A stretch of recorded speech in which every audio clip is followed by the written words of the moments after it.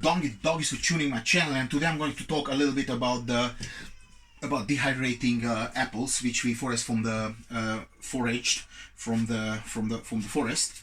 And check the link below this video where we introduced the dehydrating machine by Buffalo CS 950, and this is basically the procedure, which is straightforward. You use one of those apple tools, you shove that in there, yeah, turn it once, push it through.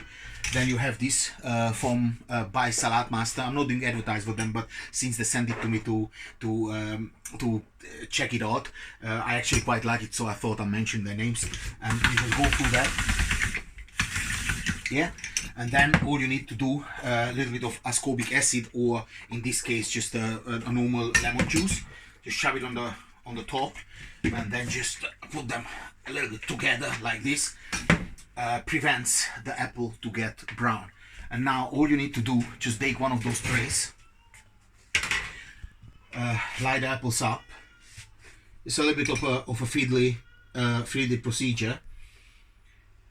And then when you're all done with this, if you want a little bit of cinnamon or a little bit of ice sugar or sugar dust, or just normal sugar, if you have a sweet tooth, put on the top.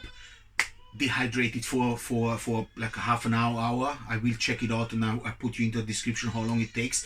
And then you have amazing crisps out of apples, which you dragged in from the countryside, from the forest, for free, obviously. And instead of your children having the dodgy Walker's crisps, which Leon, what's his name, Gary Lineker is getting £450,000 to advertise. The greasy stuff is exactly the same as someone takes one of those nails that shoots the grease and the fat into the arteries. Instead, you turn up with this to your kids and say, hey, you want some scripts? They don't know. Kids in the beginning, when they kind of grow up, they're slightly dumb, but if they get used to it, then they're gonna be smart later and teach their children not to eat crap.